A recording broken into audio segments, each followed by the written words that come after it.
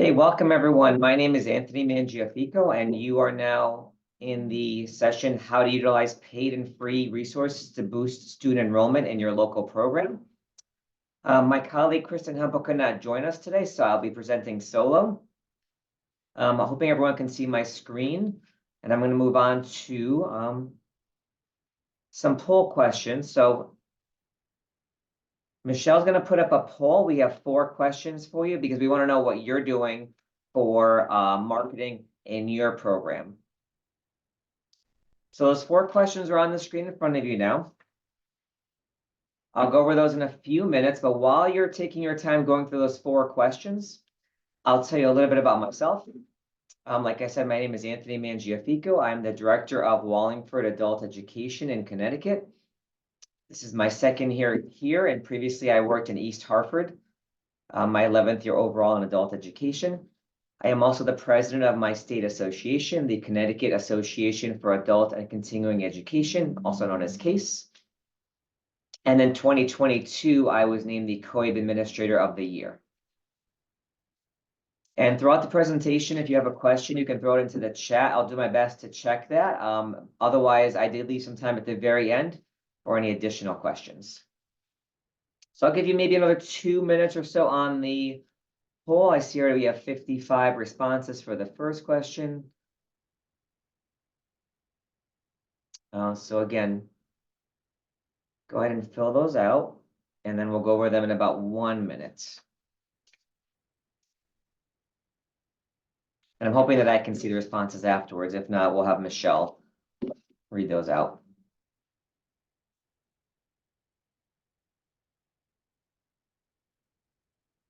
All right, I think I'm going to end the poll now. All right, so the first question asks you, what is your marketing budget? It looks like 55% of you said under $5,000, and then 31% said 0. So we will talk a lot about free or low-cost ways to market your program. The second question asked, which tools have you used for marketing? So 90% of you are using social media, which is great. And I'll talk to you about some free ways to use social media and then some paid ways. Direct mail, 37%, email blasts, 48%, a lot less with billboards and mugs and that kind of thing. And then we asked, how big is your program? Oh, so most of you, 49% said under 300 students, which is where my program is. I'm about 200 students. 22% said 300 to 700 students. 6% said 700 to 1,000, and then 22% said 1,000 and up. So a good mix there of different size programs from small, medium to much larger. And then how do most people hear about your program? So not surprisingly, word of mouth, 69%. Some people mentioned website, which I'll talk about our websites as well, social media, brochures, and then other. So at the very end, also ask some of you to give me some of your ideas. So we'll have even more ideas that we can use as we move on to the spring semester to build up our enrollment. Okay, so in terms of objectives for today, I want you to come away with having a list of free and paid resources that you can use with your local programs for the spring semester, which is right around the corner. And then I also want you to be able to work with your local state association so that you can come up with statewide marketing campaigns. And I'll talk to you more about that as well. It can be quite pricey to do it individually with a smaller program. So if you can do it as a state employer resources, you'll definitely get more bang for your buck. So as I mentioned, I am the president of CASE, the Connecticut Association for Adult and Continuing Education. I'll tell you a little bit about our state. We have 50 member organizations. We were established in 1989. We are a nonprofit. And our mission statement is to obviously provide leadership opportunities. We have a yearly conference we hold for our CASE members. It is March 8th and 9th this year if you're interested in going. It is actually open. The registration is open on our website now. And then we provide some PD to our leadership in Connecticut. And also our big news is that on August 1st, we hired our first full-time executive director. I know many of you from smaller programs find it hard to do additional marketing efforts with everything else you have to do. And as a state association, we were in the same boat where we all had full-time jobs, that were demanding. To do anything extra was a lot of work. So we had to hire someone to do that for us. And I'll talk to you about how we did that on the next slide. So with CASE, we decided that after keeping our dues pretty stagnant for a number of years, we needed to increase them because one of our goals was to hire a full-time executive director. So that is our dues breakout right there. An individual rate all the way up to 50 or plus staff members. So it is based on the number of staff members, not number of students. We had kept these steady during COVID for a variety of reasons. Even though there was a lot more federal money out there, that money wasn't really finding its way to our local adult ed programs. And adult ed programs had to spend whatever money they had on devices, on software licenses, and so on. So we kept dues steady for almost 3 years. But we did increase them, and with the increase in dues, we made it known to our members that in addition to a full-time executive director, we pay for the statewide membership to COABE, a statewide membership to Pro Literacy. We do hold that conference, which is a really awesome conference in March. And then we do a lot of advocacy efforts at the state and national levels. So I'll tell you a little bit about what CASE was doing before COVID and what we've done since COVID.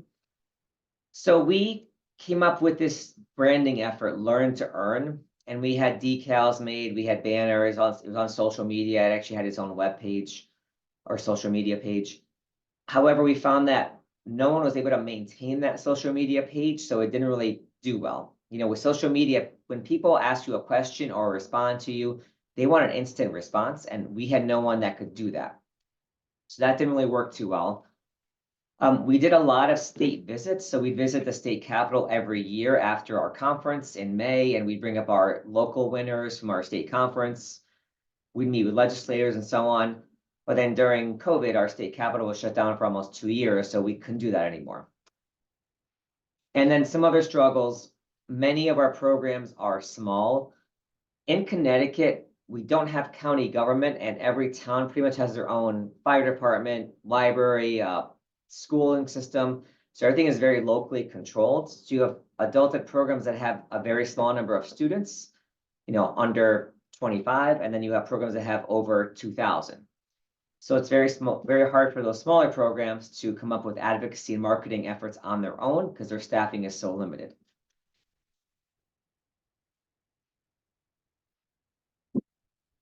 So we started to come up with more statewide things that we could do before COVID.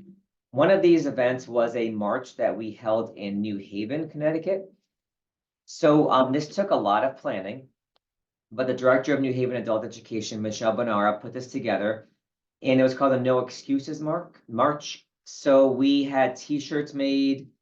We organized students to bus into New Haven. We all met at the New Haven Adult Ed site. We had staff members, we had politicians, community partners, and we all marched from the New Haven Adult Ed Center to the New Haven Town Green. It's maybe a little under a mile.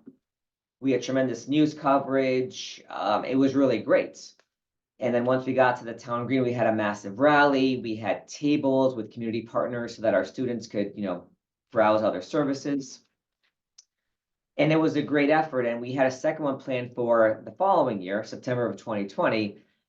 But obviously, we all know what happened, and that didn't happen. So that was another avenue that we used to do that we couldn't continue once COVID hit.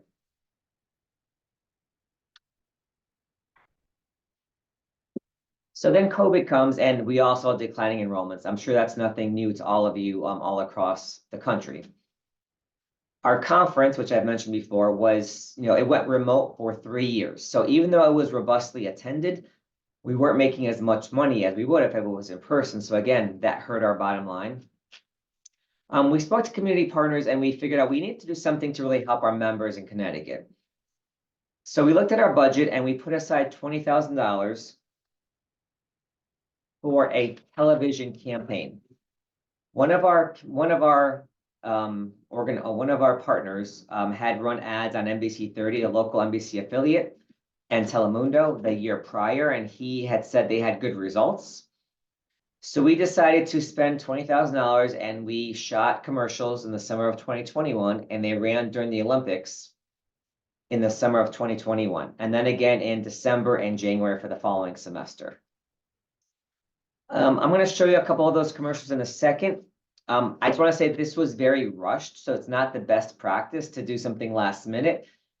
But we knew we needed to do something, so we didn't have time to really shop around for different vendors. So we went with one channel basically. So I'm going to show you those two commercials, and then I will tell you what some of our successes were and some of our failures were.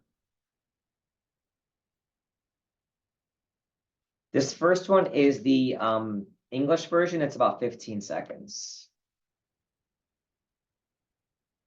Earn a diploma or learn English for free. Visit www.caace.org today to find a program in your town. Classes meet in person or virtually at different times of day. The time to act is now. Earn a diploma or...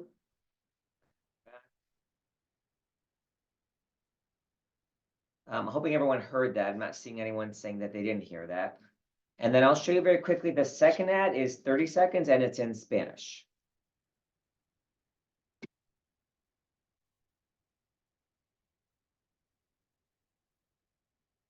¿Está buscando cambiar su vida con un nuevo trabajo? Si usted o alguien que conoce necesita un diploma de escuela secundaria, GED o aprender inglés, el momento de actuar es ahora. Los centros de educación para adultos lo pueden ayudar. Ofrecemos clases gratuitas en persona o virtuales en horarios convenientes. Visite caace.org para encontrar un programa en su ciudad. caace.org. Anuncio patrocinado por the Connecticut Association for Adult and Continuing Education. So those are the two ads that, well, we had more than those two, but those are just two I'm showing you. They ran on NBC 30 and then Telemundo. So the things that were successful that we got good feedback on from our students and our partners were that, one, they were very professionally done.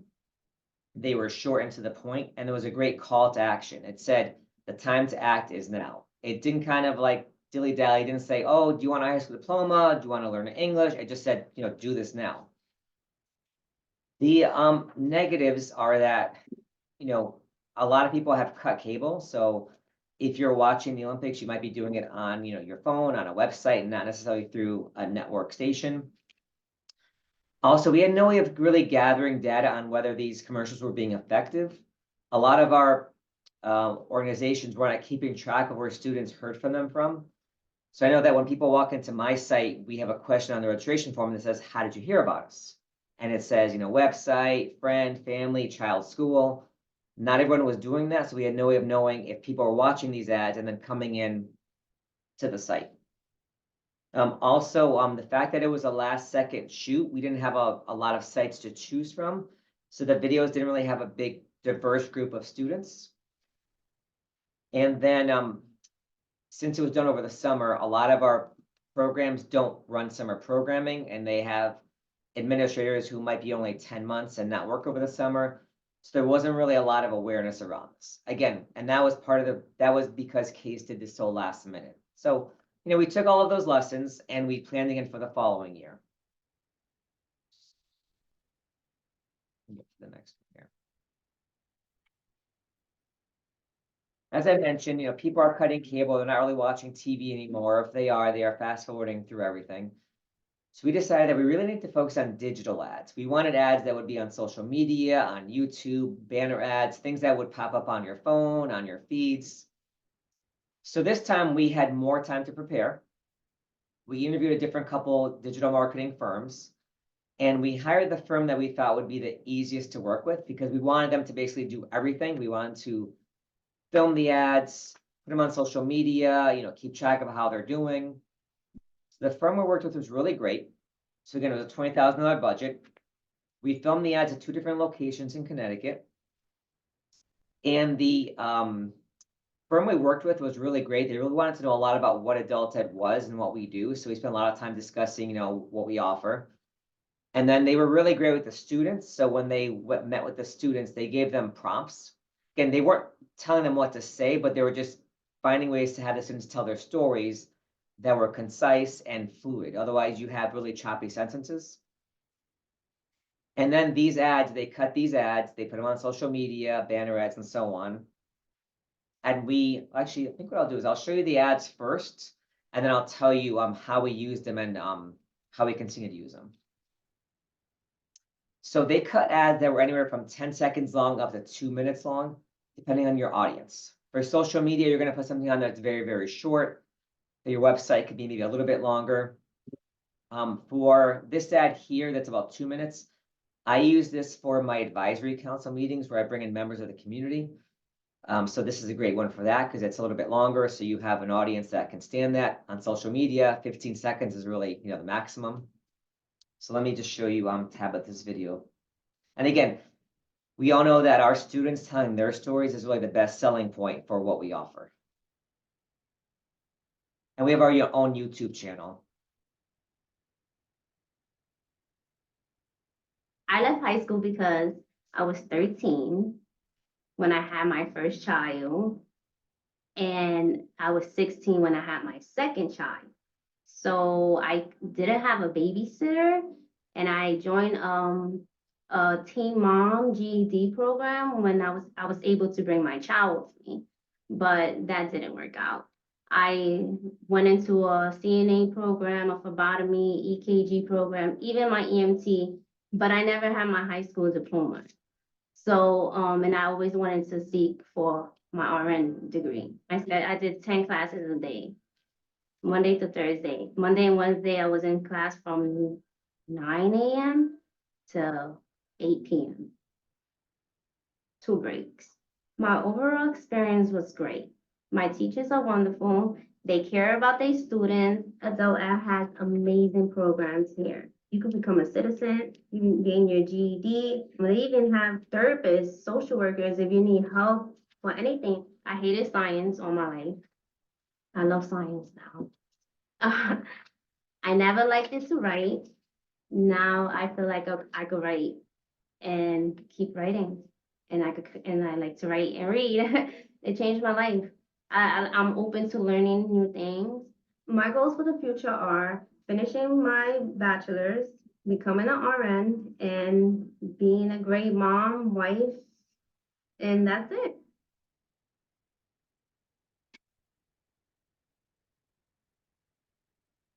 Okay, again, so that might be an ad that you show at a meeting, not necessarily on social media, but again, we can always edit this to a shorter clip and you can use it anywhere. This next one's a 30-second ad, and this is one that might have gone on your web, or we could use on our website or other places. So I'll show you one more example.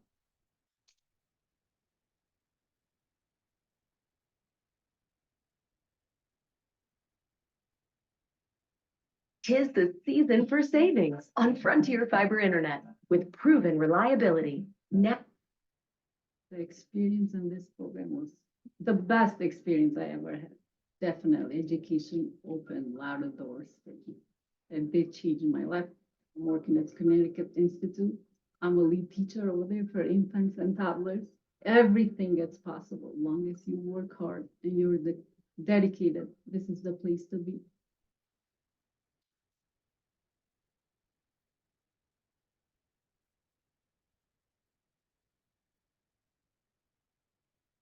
So again, there's really nothing like your students talking about what they've experienced and what they've accomplished through your programs.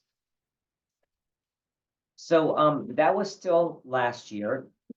For the second semester, December into January, we still use those same ads that you just saw. And then we added these interactive banner ads, kind of like a little precursor to ChatGPT. So, sorry, my mouse keeps going crazy on me.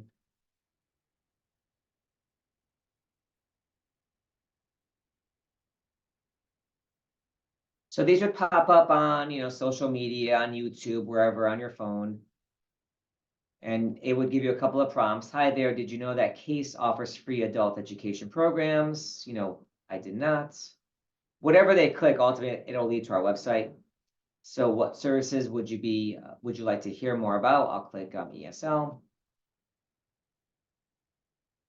And then it would ultimately lead them here, click here. And then it brings them to our case landing page where they would just find whatever, let's say they are in Brantford. They would click on Shoreline Adult Ed and it would take them to the Shoreline website. And then they could register for classes that way. So that was the whole point of the ads, to bring people to our website. That way, once they got to our website, the very first landing page would take them to whatever their local program is. And a good comment in the chat that once we paid for those initial ads to be filmed, those are ours, so they never have to be filmed again. The interactive banner ads were not a separate cost. They were part of the $20,000 that we had budgeted. So I'm not sure what the cost was, but I would guess maybe like $7,000 to $8,000 was probably just the actual filming of those students and the cutting of those videos. And the rest was on the actual marketing. So spending money on Facebook and other social media sites. But again, now that we have those videos, they're ours and we can use them year after year. And we did see that our website traffic increased substantially. And the marketing firm that we used would provide us with monthly reports, so we could actually see what parts of our website were getting more traffic, what people were clicking on. And then with social media, we could see, what ads had more impressions, more likes, more clicks, more shares, and so on. We even did things like geofencing, which can really target specific areas. So when you walk into a school, you might get an ad for adult ed. It's really almost scary how specific we can target and drill down to reach potential students.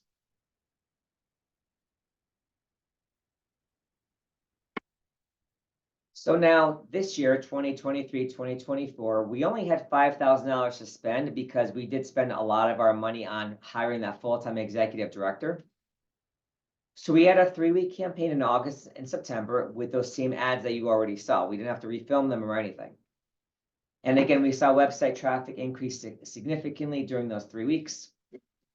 We are out of money for the year, so we're looking to find some grants or sponsors for January, so you can run them again. If not, we'll just put them on social media and run them for free. That will not be as effective as is actually paying for them to be targeted to people, but at least they'll still get the ads out there. And then I have one more case slide that I'm going to talk about some local programs and what some local districts did to really increase student enrollment. So as we know, Adult Education and Family Literacy Week is held every September. I think COIB was at one point emailing us every hour, reminding us about this event. So COIB did have a lot of great resources. So we used the template they created for proclamations. So we went to all of our local mayors, superintendents, other leaders, and we were able to get proclamations, and we put those all over social media, press releases. So you can see me there in the top right with my local mayor from Wallingford. And then the bottom left photo, my colleague Mayela in the middle is holding a proclamation from the governor of Connecticut, Governor Lamont. Our culminating event for Adult Education Family Literacy Week was a big event at the state capitol in Hartford. We had about 150 people show up, students, staff, politicians, people involved in the community. And we honored a local state senator who has been fighting hard for adult education funding in Connecticut with an award from CASE and an award from COIB as well. And again, this was all over social media. We had press releases before and after the event. We had great photos. So this is a good example of something that was relatively inexpensive, if not free, because it didn't cost anything to rent the room. Some programs brought their students and actually made T-shirts for them. So that's a little bit of a cost. But the actual publicity from this was really, really fantastic, and it was a low cost. I'm going to just stop before I get to local programs. Does anyone have any questions? You can put them into the chat. Now I'm going to just take a sip of water and yes, and also make sure that on social media you're liking your partners and they're liking you and you're sharing their posts. That way really build your social media presence because we know there's all these algorithms that will put your content to the top of someone's feed and you need to really boost your presence to have that happen. So my colleague Kristen from EastCon couldn't be here today, but these are some of the things that she's done in her part of the state. EastCon is a very large program geographically. They cover, I think, 20 or so towns on the eastern part of Connecticut on the Rhode Island border. They cover the Yukon area. So they've run the gamut from lawn signs, banners. They do a lot of work on their own website, and also they post on community partners' websites, which again is a free thing that you could do. They will table at any event. So if there's a back to school event, community partner event, something at the library, they will send someone there. They will try to send someone who's bilingual if they know there's gonna be a large ESL population there. They are part of the Chamber of Commerce. So I am not, but I know other programs do that as well. It's a great way to find out what's happening in the business community. They have done signs on buses where you put like a big banner on the side of a bus. They've done placemats at restaurants. I've seen that a lot too. I'm not sure how successful that is, but that is something you can do. And then QR codes, then newspaper stickers, the stickers that people put on the front of a newspaper. Again, it's a quick little thing. It has your name, your website, maybe a QR code, and people can come visit your website. Another big campaign that EastCon had was that they, as I mentioned before, our students are the best way to really advertise and market our campaigns. So they had this campaign where they had students' own words with a picture of them, and it was all over their social media feeds. And Kristen tells me this was really, and she has quite a few slides here, a huge boost for their social media because, people want to hear about our students. What I would say now to kick it up even more is to not use pictures, but use short videos. So instead of a student's picture with their quote, I'd highly recommend using a video of them speaking. We have done that more here in Wallingford. We're kind of in the initial stages of that because it takes more time and more effort. But whenever we post a short video, it could be 5 seconds, it could be 10 seconds. We get way more likes and impressions and shares and likes than if we just put a picture up there. So it's something to keep that in mind. We are not on TikTok. I know some programs are, but again, that's another way to reach people. And she has a few more examples here of the faces of EastCon.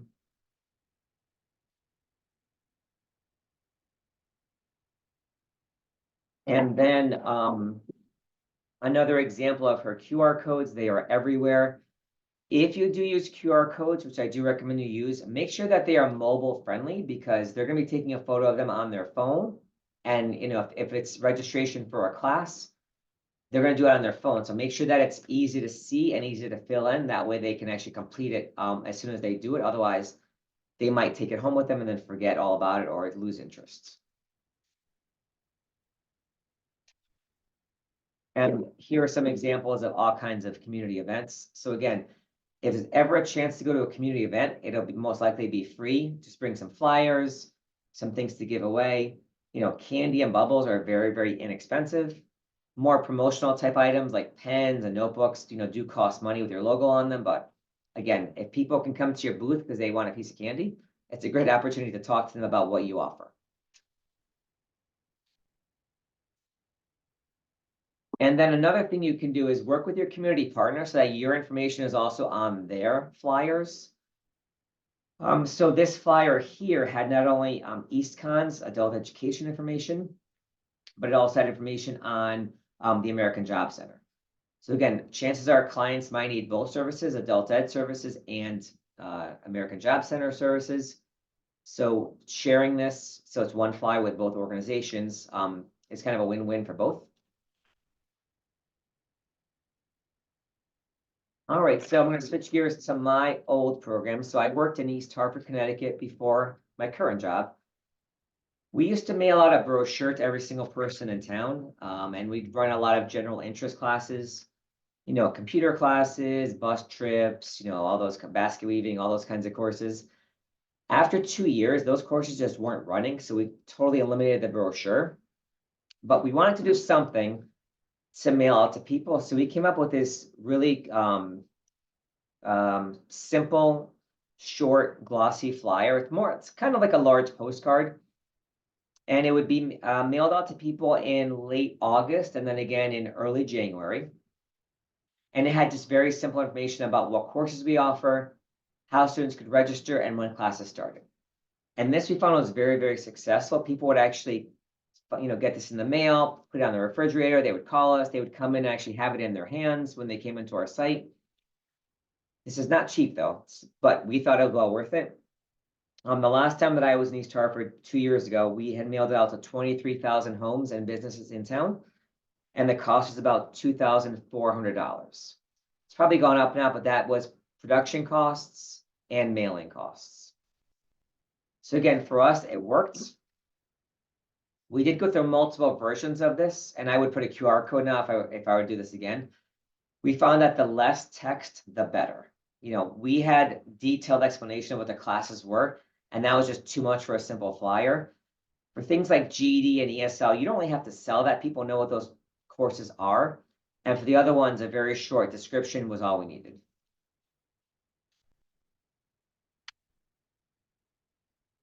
In terms of some free ways to market, obviously social media can be used very effectively free. Even better if you can boost ads and pay for some ads. Also, we used to send a lot of our information to the local newspaper. Local newspapers have been decimated by budget cuts. There's oftentimes just one person who's running the newspaper, finding the stories, finding the advertisers, putting the production together. So if you mail them a picture and a short description of what the picture is, chances are that'll run. So there'll be a little more free publicity, in their newspaper and also on their website. We also did things like live streaming on Facebook, or recording things and putting them on YouTube. That's something I want to move forward to now. Like I mentioned, video is really where people tend to get more information versus just a simple picture. So we're kind of in the process of using more video content in our social media feeds.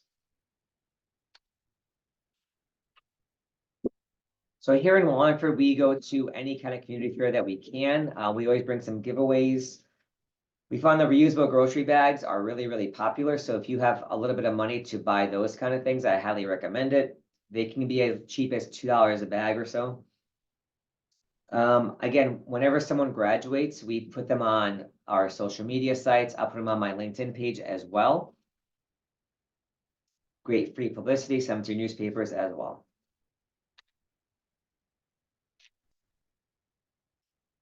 In Wallingford, the biggest event of the year is Celebrate Wallingford. So every year we have a table. We get it only costs $50 to actually have a spot there. And then it costs about $286 for a tent, 2 tables, and 2 chairs. But I mean, thousands of people descend on Main Street for this 2-day event in October. So it's great to meet all kinds of people, not only for your mandated classes like high school completion or ESL, but also for your general interest classes, for your boating courses, your bus trips, and so on. So we have some giveaways, and we have all our staff members work. So they all take turns working 2-hour shifts.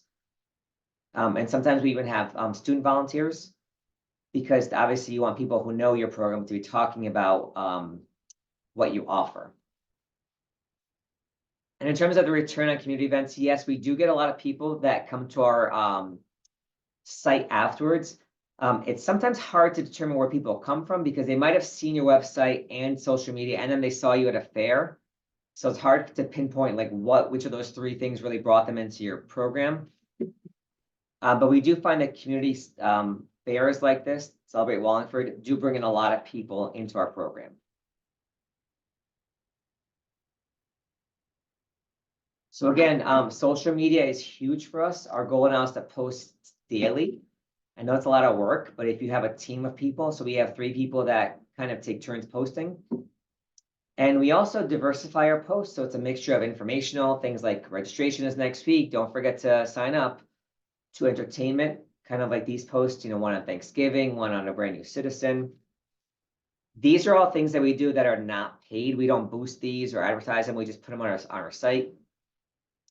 We use a lot of hashtags that tends to bring out more likes. We also tag community partners, and they tag us to kind of build up our social media presence, as I mentioned earlier. And then these ads were created on Canva. Not sure if you're familiar with Canva. There's a free version that we use, and it helps with a lot of the production value of these ads. They have all different kinds of templates you can use. They can be modified. So again, it's a great way to help you really make clear and click-worthy posts.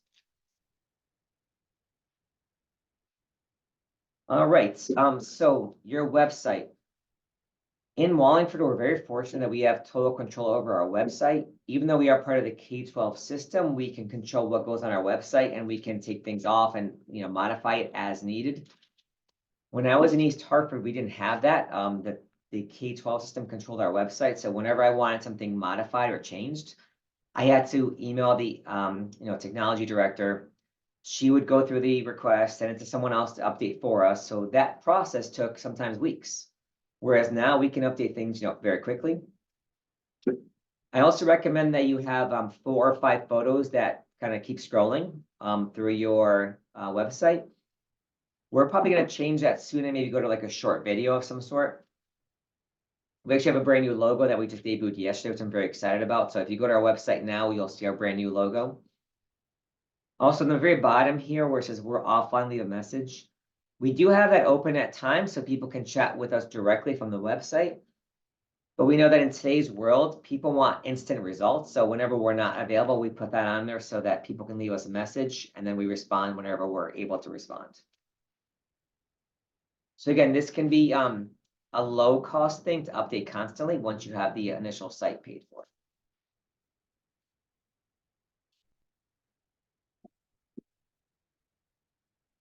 So in terms of the brochure, I mentioned that when I was in East Hartford, we eliminated our brochure because of lack of interest.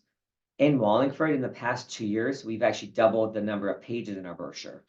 The appetite for the courses has been crazy, which is fantastic. We're offering new bus trips all the time. We partner with another travel company, so we're offering week-long or 2-week-long trips now. We're actually offering a trip to Iceland in March of 2024, and we had, I think, 20 people sign up. So again, all we do is advertise for in our brochure. It doesn't really cost us much, and we get $125 per person who signs up for that. This is a link to our brochure if you want to check it out. But in that brochure, we mentioned all of our other classes as well, ESL, GED, other high school completion options. This, again, is not cheap, but it's very effective for us. Our most recent mailing, which was August of this past year, 2023, we mailed out to 18,000 homes. We had 500 copies sent to our office, and the cost was about $6,600. And then we're doing it again for this spring, which will be coming out probably the first week of January.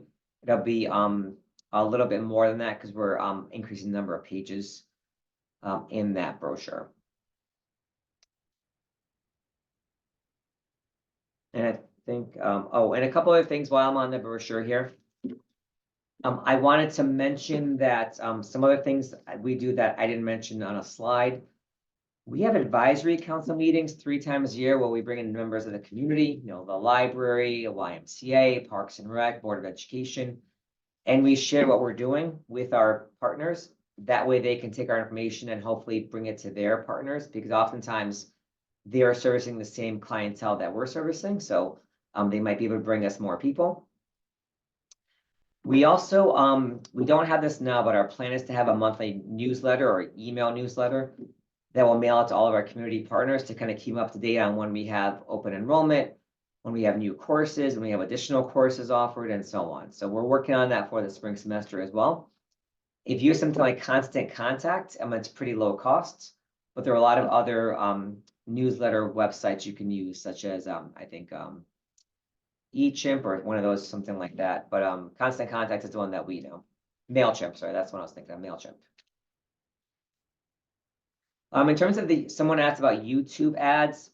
I haven't done them here with my program, but when Case did those digital marketing ads that I showed you earlier, those were on YouTube as well. And we have our YouTube channel as well. And we did get reports on people watching those videos, whether it was on YouTube or social media. So those were effective for us. I think I'm going to skip this video, but this is something that Wallingford did before I came here.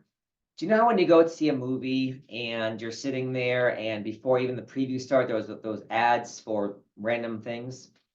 So Wallingford spent $7,000 maybe 5 or 6 years ago on those ads. Again, I'm not going to show it to you, but it'll be in the slides. You can click on it.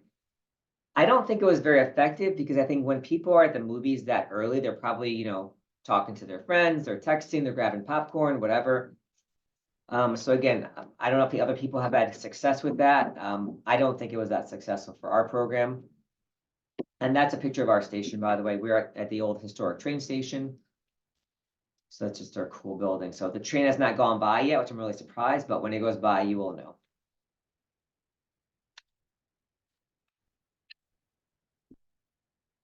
And then these are some other things my colleagues here in Connecticut have tried. This billboard was on I-95 in the fall. I happened to be driving back from New York City with my family, and I was able to snap a photo because I wasn't driving. Again, I've heard mixed things about billboards. I've never done them personally. I know people have tried them and they say they're great. Other people say they're a waste of money. I think it might be hard if you're driving to really take a look at this and figure out, how to capture that information. Maybe other people have different insights. You can type it into the chat. I mentioned the radio spots, movie commercials, gas station ads. Nowadays, when you go to a gas station, a lot of them have little screens, above the gas pump. Some people have tried that, with mixed results too. I'm not sure how much that costs. DMV, Department of Motor Vehicles, pre-COVID, when you had to go to the DMV to renew your driver's license or get a new license plate or whatever else you had to do registration paperwork, they used to have TVs in the waiting room, and you were basically a captive audience. You were there for sometimes hours because things move slowly at DMVs. I know a lot of my colleagues have purchased ads there, short 30 to 40-second ads, displaying their name, what they offer, how to get a hold of them. Again, mixed results on that too. It's really hard to keep track of all these different things, so I don't know how effective those are. But nowadays, a lot of those things that you used to go into DMV for in Connecticut can be done online since COVID. Not sure about other states, but that's how it is here. I mentioned the sticker on newspaper, billboard, and then the buses. So my colleague in Middletown, every fall they use big banner ads on the side of buses and they swear by them. They say they're very successful, high return on investment. So again, that's what they do. But I mean, they're on Main Street. It's obviously the Main Street in Middletown. The buses go right in front of their building, so it's very targeted and it works for them.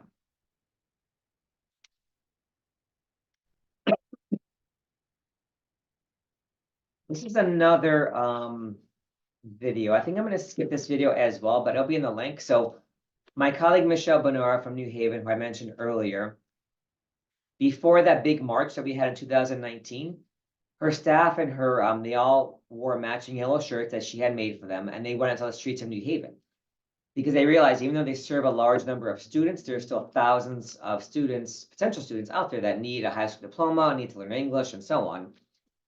So they went out into the streets and tried to recruit students into their program. And they had great media coverage, and this was actually a 2-minute ad that ran on the local media station. I think it was Fox 61. And it's also on their website. So that was a great free way for her to get that marketing. It was right on the TV stations, and everyone was talking about it.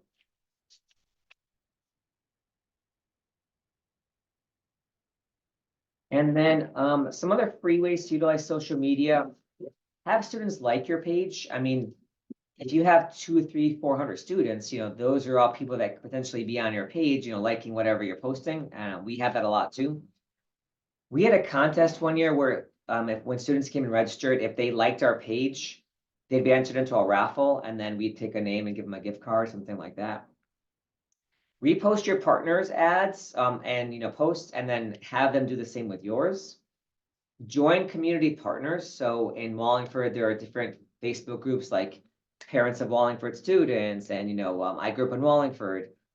Random groups that are private that you can ask to join and then post directly in that group, and you might be able to get more students from those private groups. I mentioned this already, but student pictures and video get the most clicks. But diversify what you're putting on social media. Don't always have it as a graduate. Have a class party. Have a class field trip. People are used to quick responses. They don't want to call on the phone anymore. They want to text you or email you. They want something quick. So if you're on Facebook and have Messenger, if you're away, have an away setting so people know that they have to wait till the next day to get back, that you'll get back to them.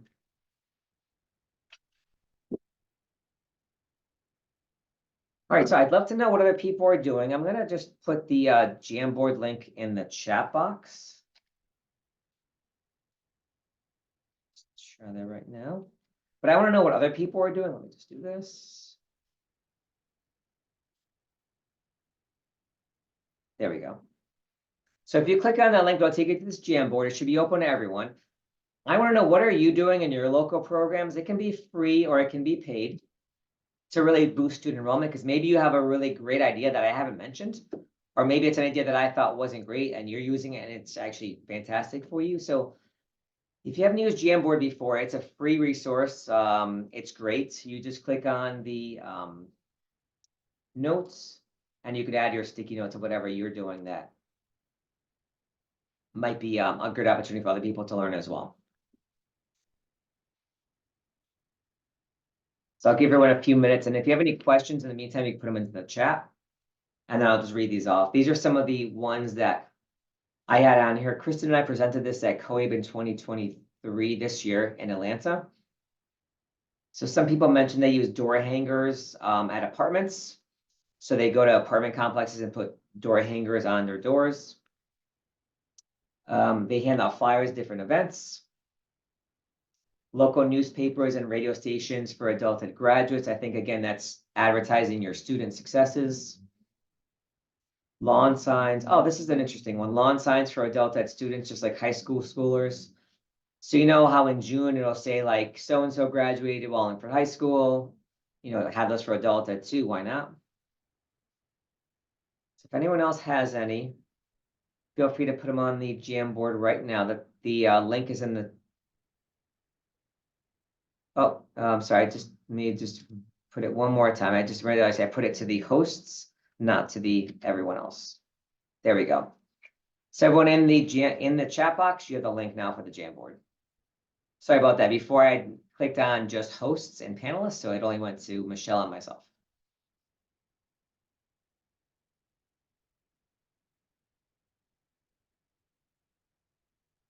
Okay, so so someone mentioned in the chat they use a lot of flyers and posters.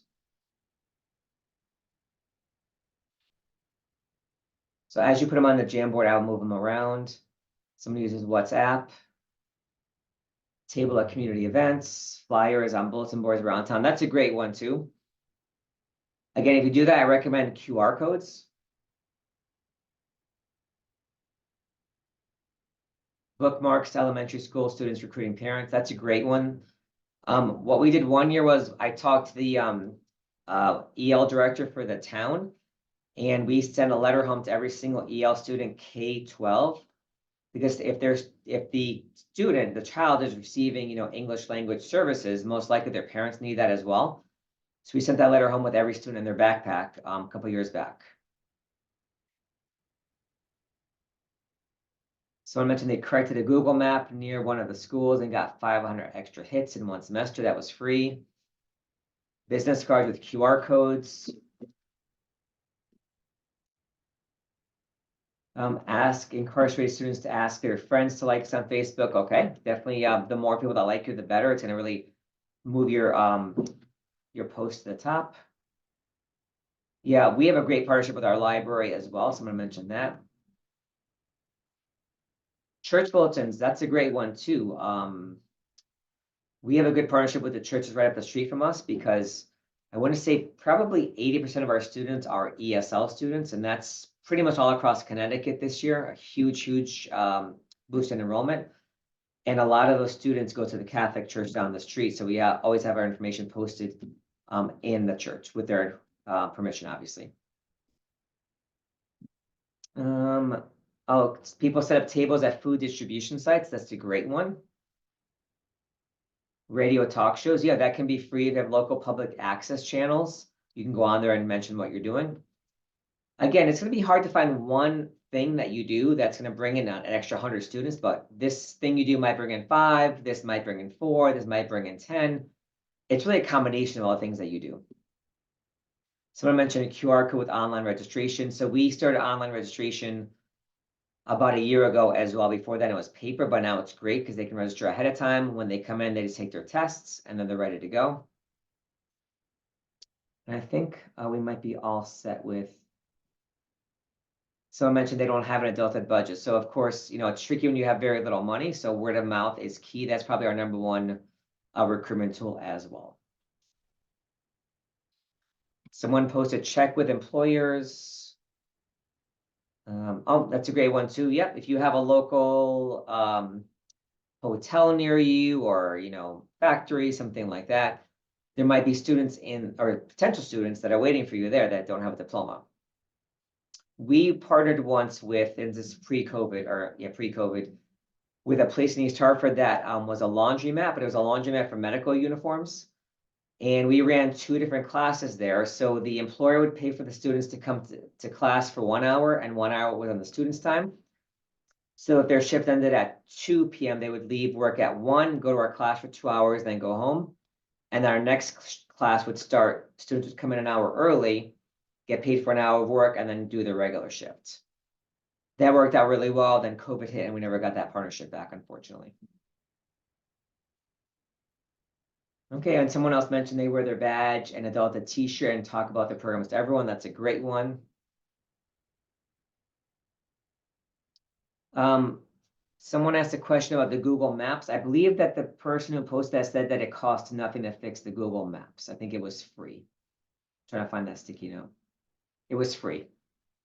So Brianne, that was free to fix the Google Map.